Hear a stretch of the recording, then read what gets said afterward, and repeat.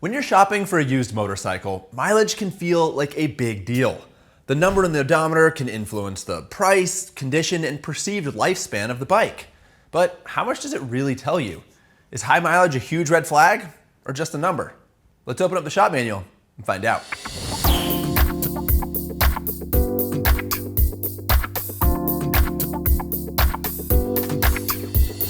This episode of the Shop Manual is powered by DuraBoost batteries. Get 10% off your DuraBoost purchase at RevZilla.com with discount code 10OFF_TSM. High mileage is subjective, but generally speaking, 30 to 40,000 miles is when eyebrows start to rise. Now, compared to a car, that might seem low, but you gotta remember, the average motorcycle only racks up about 3,500 miles a year. So that 40,000 mile bike might be a decade old, and age certainly plays into condition and reliability. To understand how those miles have affected the motorcycle's health, you need to consider who owned it, how it was used and maintained, and even what kind of bike it is. The biggest factor in what a motorcycle's mileage actually means is the previous owner.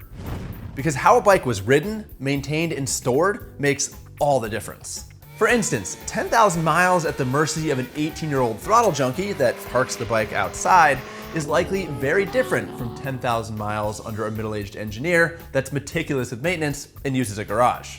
In any case, if you can get them on the phone, or better yet, meet them in person, then you should be able to glean a lot about their personality, which is gonna help color the history of the bike. Some categories simply aren't meant to last as long as others. For example, sport bikes and dirt bikes are, by design, performance machines that tend to experience aggressive use that stresses not only the engine, but also the suspension, drivetrain, and brakes. Other motorcycles that tend to have a shorter lifespan are air-cooled bikes and two-strokes, since their engines are more prone to wear. Then there are machines such as touring rigs, which have low-revving engines that are engineered for durability. So the 30,000 miles that might be a concern on a YZF R6 are nothing to an FGR 1300. Beginner bikes, ADVs, and dual sports are other categories that warrant more scrutiny, not because of how they're engineered, but because of how they're typically used. Not all miles are created equal. A beginner bike, for example, might only have 5,000 miles on it, but it could be beat to hell from rough use, tip overs, and neglect. Entry-level models also get passed around a lot, which compounds the issue. Dual sports, ADVs, and dirt bikes are all designed to be used off-road. And if they were, then you can expect the odometer reading to be more consequential. That's because exposure to dirt, dust, and mud, factors that many owner's manuals refer to as severe use, is going to increase wear on just about everything, from the cylinder walls down to the clutch cable.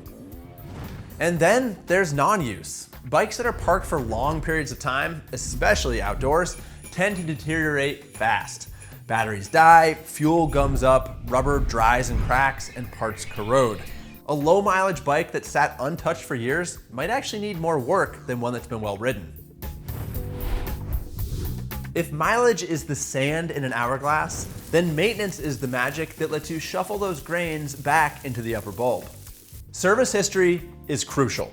A high mileage bike that has meticulous service records might be a better buy than a low mileage bike that was neglected and has no known history. You gotta ask for receipts, invoices, notes, anything. If there's no paper trail, well, then you gotta judge for yourself. The chain and sprockets are my go-to for getting a quick idea of how much TLC a bike has received. After all, if an owner is willing to neglect components that you can see, hear, and feel need attention, what do you think their stance is gonna be on out-of-sight stuff, like the air filter and valve clearances? And while I've been telling you not to obsess over the number that's in the odometer, you should take it at face value when it comes to the bike's maintenance schedule. Know when major service is due. Some owners will actually opt to sell when the bike needs a bunch of work in order to avoid the cost of maintenance. If mileage is viewed as a countdown, or I guess it would be a count up, to a bike's eventual demise, then the concern with buying a high mileage motorcycle is that crucial components are going to be worn out and not function properly. Now, that is a reality if a bike stacks enough miles, but we're talking tens of thousands, if not hundreds of thousands of miles. And to be fair, most motorcycles manufactured in the last 10 or 15 years are made well enough that if you change the oil on time, the engine is going to outlast the rest of the bike. What's more likely on a high mileage motorcycle is worn out consumables like the tires, drivetrain, suspension, and brakes. This is really just deferred maintenance. So if you're willing to go through and fix and repair everything that the previous owner ignored, you could end up with a motorcycle that has a very long service life ahead of it. But if you're looking for something that's ready to ride and is going to be reliable, then you're likely going to be looking for a bike that is fresher, with a known history and up-to-date service records.